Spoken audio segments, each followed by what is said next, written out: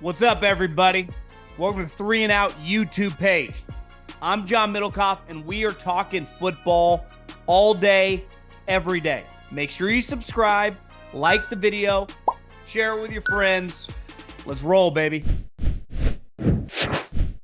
Very, very excited. I've been following this man for a long time. He's coming today, brought to you by Game Change, which we'll get into in a little bit. But, I'm not a big car racing guy, but it's hard to not know, especially as a big Dale Earnhardt Jr. guy. I know your buddies with him. He's all over the SEC, but what's near and dear to my heart is Augusta National. And, you come, in early April, you can find Marty Smith on the grounds. And he always, him and Rinaldi always gets my kind of juices flowing. But now that Rinaldi's not even around, I got Marty Smith that gets me going. Marty, what's up, bro? How you doing? I'm wonderful. So grateful to spend this time with you, John. And you're right, man. They're very blessed to go all around the SEC in football and basketball, meet a lot of amazing people and be immersed in a lot of great energy. But there's just nowhere quite like Augusta. It's a singular event every year. The energy is wonderful. You feel the ghosts as you're walking the grounds. And I love walking in there every year because even though I've covered the tournament for so many years now for ESPN and for the club, I work for the club as well while I'm there. I host their official Masters podcast called Four Please Now Driving. And we walk in there. And I hate to sound trite, but I almost have my breath taken every time I walk in there every year because you just look around and you can't believe it. Like I'll never get used to the fact that I get to be there, and I'm so grateful.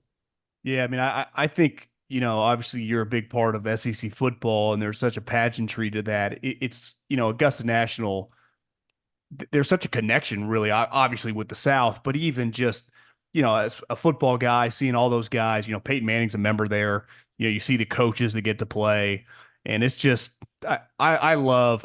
I'm from Northern California, and I've had this theory that Nick, obviously what he meant to the sport, but specifically the South and the SEC, which you've been around there, I think your whole life from Virginia originally, right?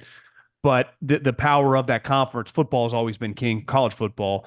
But to me, he took it on a national level and made it cool. And I can't tell you how many people that like family friends whose kids go to the SEC. And I watch more SEC now than forever. I mean, you look at Tennessee's quarterback, Nico. You can't tell me if Nico was coming out in 2004, he's not playing for Pete Carroll, right? No question. And Bryce Young, where's he from? Los Angeles. Georgia suspends their running back. Who do they roll out week one? Kids from LA. I just don't know if that happens 15, 20 years ago. Is that fair as someone that's lived it? It's certainly not debatable that Nick Saban rewrote the standard that it takes to be nationally dominant and consistently relevant in the national narrative the way that Nick Saban did. That whole process that he injected into Alabama, the standard that he demanded every single day, that every one of his players demand best of self and seek best of self because by doing that, their brother can do the same thing. And I love what he told me. I wrote a book last year called Sideline CEO. And in that book, he told me that on the goals pyramid on the wall in the Alabama football facility, there in Tuscaloosa, it does not say win an SEC championship. It does not say win a national championship. It says be the best. Because if you be the best, then you can have the opportunity to win those other accolades. And it's just such an inside-out perspective that he injected into that. And then on top of that, he was willing to be malleable. He was not a big fan of RPO offenses, up tempo, slinging it all over the place. And then all of a sudden it started beating him. And he went, oh, I guess I better go get Lane Kiffin and then Steve Sarkisian. And we'll start doing that. And so I could go on and on about the man. He's the greatest to ever do it. He's impacted my life personally and professionally in a very deep way. And And by the way, he's killing it on TV now. Oh, he's awesome, which shouldn't be shocking to anybody. Uh, Speaking of Augusta National, I think Tiger, the thing I always admired most about him is he was so rich, so famous, and so good fast. Like what kept him driving to win like in 2019, right? And I think Nick and Belichick, and I think you see it now with Andy Reid. You spent a lot of time around Nick. What do you think it is? Is it just that kid that grew up in West Virginia that just has this? He's just terrified in the back of his head that it's all going to come crumbling down. Like, how does he stay motivated up until last year? Which I'd argue that's one of his better coaching jobs. National No championship doubt. or not of his career, right? Completely agree. And he'll tell you that. And by the way, I might have misspoke right there. It's be a champion is what it says on the Alabama goals pyramid. I might have said be the best, but be a champion is what it is. I think that he subconsciously is still that kid watching his father work at that gas station that his father owned and really understand what true hard work is, while also having the selfless kindness to just give somebody gas if they didn't have the change to fill up the tank, and watch his dad bust his ass to make sure that that business was viable and remained sustainable. And then coach, you know, he's a fascinating study, but I think about Tiger as you were talking about him there for a second. I'll never forget 2018. In March of 2018, after Tiger had had his back fused, I sat across from him at Medalist Golf Club down in Hobe Sound, Florida, and I asked him, "Why were you so dominant for so long?" And he said, "I just want to beat you." And I said, "Man, it can't be that simple. Like, of course you want to win." He said, "Marty, I didn't say I wanted to win. I said I wanted to beat you." And the look in his eyes when he said that made the hair stand up on the back of my neck, because it said all that needs saying about the mental approach that he had. He wasn't there to win golf tournaments. He was there to beat people's ass. He was there to impose his will on the competition. And it's the same thing MJ has, same thing Kobe had, same thing Saban has, same thing Kirby has. There are certain people who are wired different than we are. There's a competitive nature and a competitive stamina that most people can't understand. And I say this sometimes when I'm doing motivational speaking. If you are wired like that to demand best of self every single day, and that is your personal standard, there will be people who don't understand you. They can't understand that way of living your life. They will mock you. They will ridicule you based on their own insecurity. But I always say, I tell my son this all the time, who's a freshman in college. If they're mocking you, that's a them problem, not a you problem. It means they don't live on your frequency. And if they don't live on your frequency, then they're static. Tune them out. Yeah, I mean, I've been thinking a lot about these guys. Obviously, growing up on the West Coast, big Pac-12 guy, and followed Sark and Lane's career. And you had I think you posted on Instagram or Twitter, sitting down with Lane, and his father passed. But Yep. I'm sure you got a chance to read that article that came out a couple weeks ago about Lane. And obviously the change in his life hasn't had a drink in 3.5 years, and the maturation. But it all kind of started with Nick throwing him a lifeline and changing his life. But even he talked about, I was still really immature. Looking back, I would have hated me, even that version of me now. Uh, you talk about a guy that just feels kind of in the zone right now, right? Obviously, his dad's one of the greatest assistants in the history of the NFL, but what he learned from his Nick and the way he's attacked this transfer portal and that quarterback. I mean, that team, I think first team in Ole Miss history, right, to win back-to-back double-digit win teams. And this team's better in the last 2 years, right? Is that fair to say? Definitely deeper. I really like their quarterback, Jackson Dart. And I did a profile feature on Jackson last year, and I went down to Oxford and asked him, there's another California kid. Well, I think he's Yep. from Utah, Utah. actually. Yeah, Utah. But he went to Southern Cal. Yeah. Ends up transferring over to Ole Miss. And I asked him, why Ole Miss? And he said, well, I saw the relationship that Lane Kiffin had with Matt Corral. And that relationship was also born from that decision to get sober.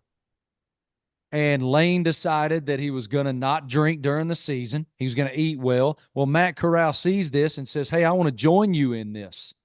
And so they did that together. And the mental clarity that they achieved with one another based on that decision of sobriety, eating better, making sure that they're doing what they're saying. This is another Sabanism, brother. Life comes down every single day to two decisions. There's something over there that I really want to do, but I know I'm not supposed to do. Do you do it? And then over here, there's something I know I have to do, but I don't want to do. Do you do it? And with that mental clarity that came with the sobriety and the brotherhood of Lane Kiffin and Matt Corral, they did what they were supposed to do when they were supposed to do it, and the proof was on the football field. And Jackson Dart saw that, and he came to Ole Miss for that reason. And now you look at Lane. I'm so proud of him, man. We're pretty close.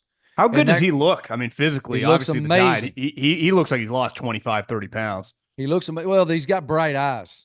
Yeah. Got bright eyes, man. And it's a beautiful soul. And him sharing with Ryan McGee, my colleague and I on Marty and McGee, him sharing so vulnerable with such great vulnerability about his father, Monty, just days after Monty passed away, in a moment when he really didn't want to because he didn't think he had the emotional ability to make his way through those thoughts, was remarkable to witness real time. It impacted millions of people once we put it out there into the world. But real time for Ryan and me sitting there watching him process this in the moment, and then him verbally saying to us, I'm not ready for this. I don't want to do this. But then continuing on, and then in the middle of a thought saying to us both, thank you. This was very therapeutic. That was a remarkable thing to see, man. Yeah, it was. It really, and being comfortable in your own skin and feeling good about yourself. I mean, some of these things sound pretty basic, but the power they have, and obviously, alcohol, and I think him and Sark more, I guess I would say more publicly than Lane, but Sark obviously says Lane that battled it. Not only did Coach Saban save his career, he saved my life. Because he made him get the physicals, right? All the coaches. You look at those two guys, and they are such player coaches. And one of the reasons why these young people are choosing to play for them, whether that's portal, whether that's in old school standard, high school recruiting, yeah, NIL plays into it in today's iteration of transactional college football, but they look at those guys and they go, they are that vulnerable and they're willing to strip the veneer that much and be that transparent. I want to be a part of that. Well, Marty, think about that. How many guys can say, I worked for the two greatest teams of the last 25 years, and the two coaches couldn't have been more polar opposite? So I've seen Pete kick everyone's ass up and down the field, and then I went to Nick, and I saw the same thing. Yet as coaches, obviously they're successful coaches, but the way they operate are on both ends of the spectrum. So they get to yank from them both, be their own guy. I mean, how many people have that wealth of knowledge in their back pocket? I mean, just going back to that book I was talking about a moment ago, I interviewed Lane in that book as well. And he goes on and on about how Coach Saban specifically, a lot of guys set a standard. They expect those within their program to live by that standard and uphold that standard, but sometimes they might not be the example of that standard that they're verbalizing, if that makes sense. He said, Nick Saban has the right to say that to us every single day because he lives it every single day, because his level of self-discipline, his level of being willing to outwork yesterday, his level of demanding to, going back to be a champion, doing the things that you have to do every day to be a champion, you're probably going to have the opportunity to win a championship. And it's easy to say. It ain't easy to do. And Lane was like, he did it every day. I never thought I'd say this. You could probably consider me a Texas hater. They look pretty darn good. Bro, they're And real good, man. if you would have told me 2 years ago that by the time they got to the SEC, they'd be ready to rock and roll, I would have been like, I don't know. They are as good as Georgia, Ohio State in my mind. That quarterback, talk about a guy who's gotten better. I mean, he looked fantastic the other day, didn't he? His command of Sark is probably the most brilliant mind in the game at the collegiate level for sure, of creating spaces and taking advantage of holes in defenses through various motions and scheme to get his skill guys the football in space. We've seen it everywhere he's been. And when you got a guy like Quinn Ewers who is able to feel pressure, move around the pocket, step up, never take his eyes off of being downfield and going through those progressions, and he's willing to be not only willing but capable of being that lethal off script, it's a problem. And oh, by the way, the fact that they had Malik Murphy and Arch Manning behind him, of course, now Murphy's gone on to Duke. Arch Manning's willingness to continue to sit in today's college football, what an incredible blessing for Steve. Big time. Big time. If you would have told me last year at this time, I was like, I don't know if he can hold them off. Now it's like, of course he's holding them off. He looked like a Heisman player the other night. Touchdowns, PD, Huddy, taking it to the house, in for 6. I like to call it a tug. Whatever you call touchdown, one thing's for sure. Touchdowns matter more at DraftKings Sportsbook, an official sports betting partner of the NFL. On the ground, in the air, special teams or defense, we do not care how you score them. We just want to bet touchdowns. And DraftKings Sportsbook is the #1 place to bet touchdowns. Ready to place your first NFL bet? Try betting on something simple like a player to score a touchdown. Go to DraftKings Sportsbook app and make your bet today. Ready to do a touchdown dance of your own? I know I do it all the time. New DraftKings customers bet $5 to get $250 in bonus bets instantly and get 1 month of NFL Plus Premium. Download the DraftKings Sportsbook app and use the code JOHN. That's code JOHN for new customers to get $250 in bonus bets when you bet just $5 and get 1 month NFL Plus Premium. Only on DraftKings. The crown is yours. 2 more guys I want to ask you about. I was a graduate assistant at Fresno State, so I follow that program closely. So DeBoer's career. Have you been to his new office?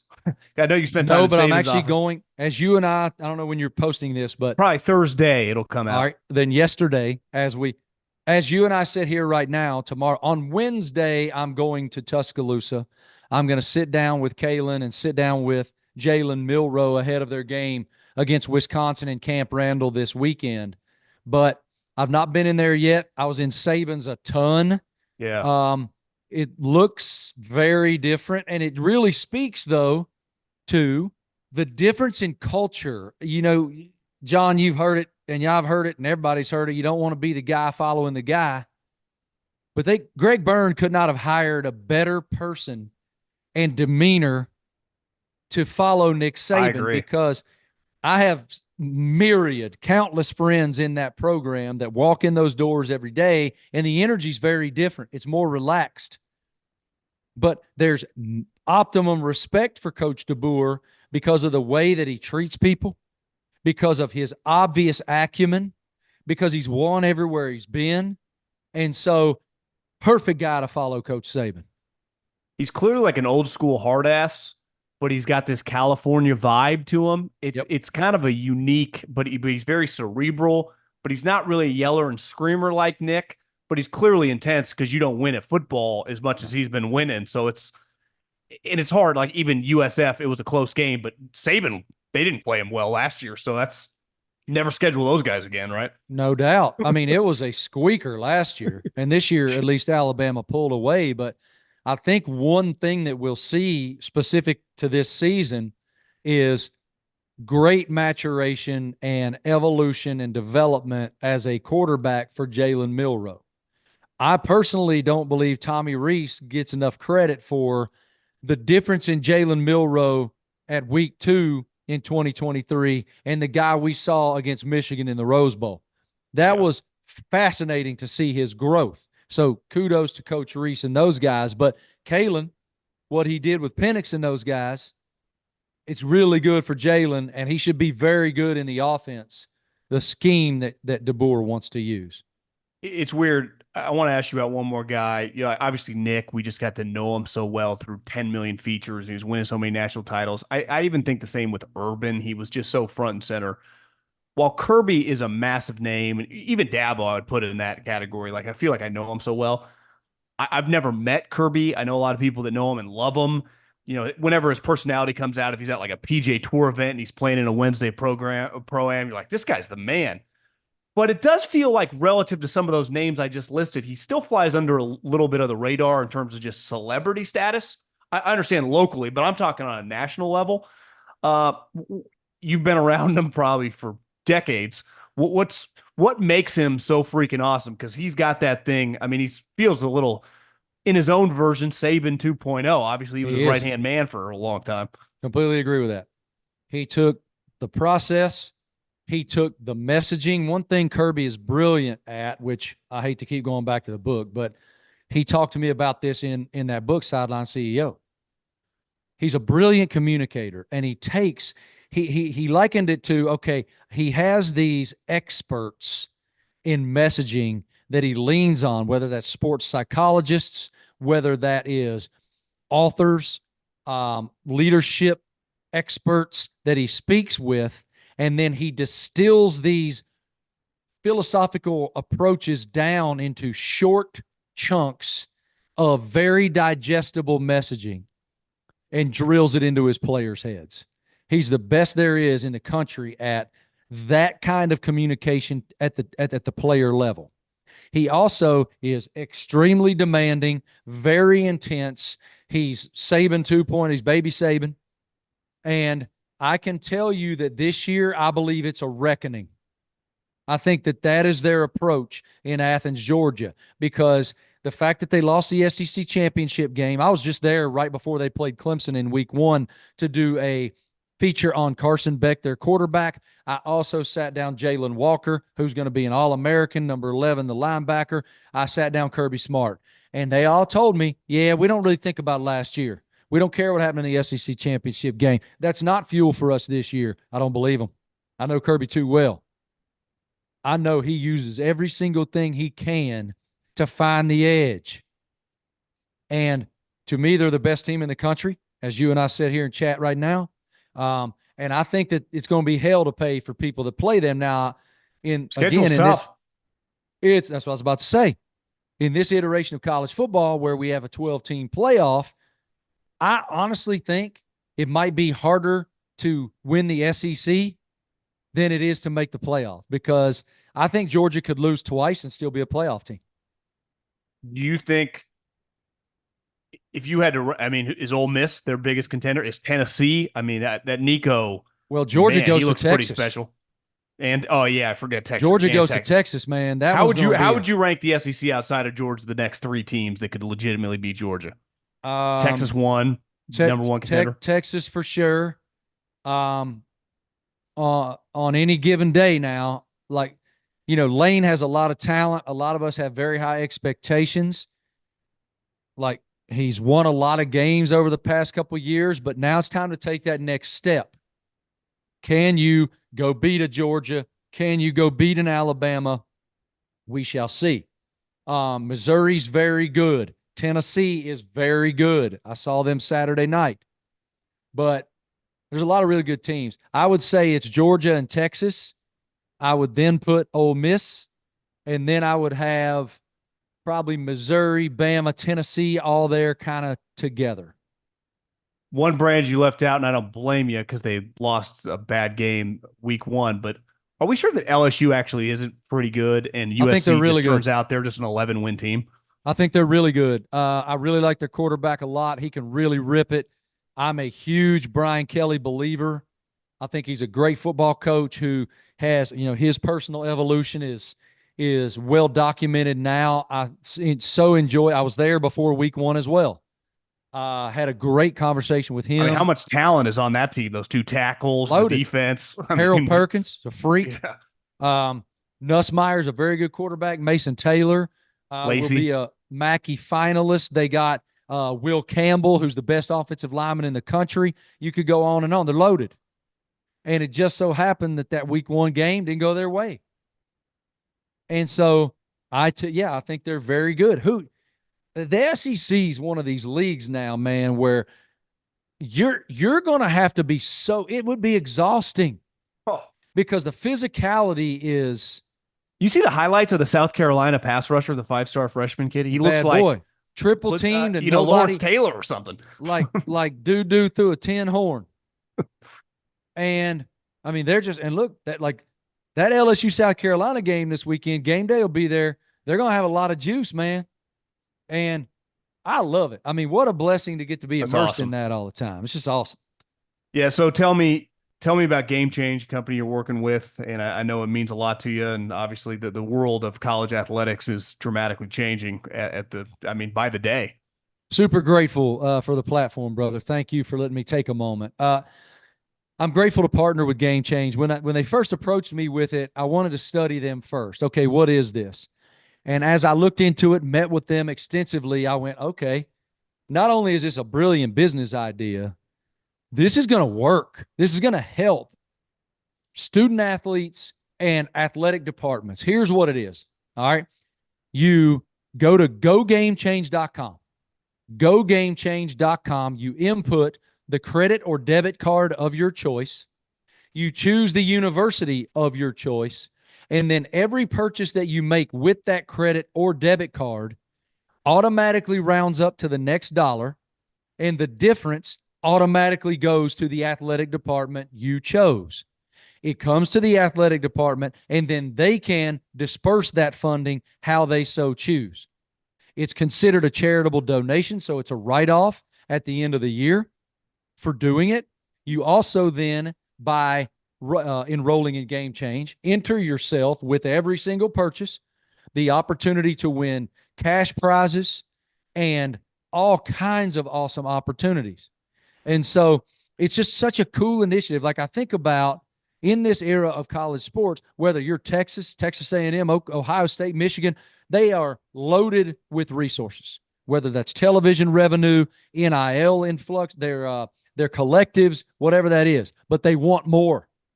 This is a way for those of us who don't have $5 million to put on our name on a building to help out. But I think more, like my alma mater is Radford University. You talk about going to Fresno, okay? Take Fresno. Y'all ain't loaded. Yeah, y'all ain't loaded down with a bunch of TV revenue, Bubba. Nope. And I went to Radford, man. We're low, Big South, Division I. And we're sitting here trying to figure out as a collective unit, I'm working with the athletic department. What can we do? Not just to help pay our guys and get recruits into Radford, but dang, stay alive, survive. Yeah. And so I believe that's why I partnered with Game Change. I think it's a real opportunity for all of us to just go gamechange.com, put in your credit card. It automatically rounds up and sends it straight to the school. And you have a lot of opportunity to help your institution and get that tax write-off and possibly win some prizes too. That's awesome, Marty. Did Bryson DeChambeau figure something out last year at Augusta before you get out of here? I have always every dealing I've ever had with him. Fresno guy, by the way. Yeah, thoroughly enjoy him. I like him a lot as a person. I'm going to tell you something, man. I think that when he went to live, I think something happened in his psyche that he's such a unique mind. You know, He's always been about the math and the geometry, all that. I mean, with all of his club links being the same and all those things, he's just a different type of mind, but he almost won the PGA. Xander, toilet bowled that final putt there at 18, and Jeff Darlington and I were standing there watching it. And then, Bryson almost won that thing. And then he comes back at Pinehurst, has one of the greatest bunker shots any of us have ever seen in our lives, while Rory fell apart. And now, he's He's a problem for those guys. And I think it's great for golf. Like, I think it's I so agree. great for golf. And I'm a big Brooks Koepka guy too. Brooks and I are close. Um, these Brooks just has this. He has this different gear. Yeah, he's won and live and whatnot, but he turns into an assassin when he gets to a major championship, and it's thrilling theater. And then you got what Scotty's doing, you got what Xander's doing. I think it's a great time for golf, even though some people will tell you different. I think the sport is just awesome right now. Can't wait until TGL starts The in majors, the January. majors have never felt more awesome right now. And Agree. hopefully, I think over the next year, these guys are all going to get back together, and we'll look back hopefully in 5 years and go, and that was actually a springboard to, the buzz of maybe instead of just four Well, times a year, it'd be 15 times a year. They're all it's playing together. it's indisputable that the live movement completely rewrote the financial structure of the PGA Tour. You look at what Scotty made this year, and there's all these memes and graphics and whatnot about what Ted Scott, his caddy, made this year, presuming that's a 10% commission as his caddy. Even if you lowballed him, it's still, if it's not 6.5, it's 5. I mean, he's a top 30 guy on the PGA Tour as a player, and Well, he's the caddy. You know, Scotty watching what Scotty's doing up close is just, I mean, being there the day, of course, the day he got arrested and all those things at Valhalla was wild. And just to watch his ability to compartmentalize that and all the emotion and fear and hurt and worry and go shoot 66, just an alien. Amazing. I don't mean to keep you so long, but you've been to 10 million of the biggest events ever. Is that one of the craziest things you've ever seen in your life? Darlington and I both. From a sports standpoint? Without a doubt. And so Jeff just happened to be there, and just if they're handing out Emmys, they should just go ahead and hand him one because he was at the Miami Dolphins game yesterday. He's got Drew Rosenhaus on the sideline. We've been texting about it. He's a phenomenal person. He's a great friend of mine and a great reporter. And what he did at Valhalla, just having the presence of mind to capture it and then to go on television with all of that emotion, his heart's probably beating out of his chest, and have the measured approach to report the way he did was a clinic. And then, I show up and they kind of put me on Scotty duty, and I'm charged with trying to get comment. And of course, the I love you, Marty thing happens, and I'm sort of following him around and all day long. It was just a wild day. What did you shoot, 5 under? He shot 66 that day. Shot 6 under. What a day. Absolute rock star. I can't thank you enough for staying this long, Marty. Have a great day. Enjoy Bama and have a good weekend, and we'll keep crushing, bro. Pleasure's all mine, brother. I appreciate you giving me the platform. Have a great day.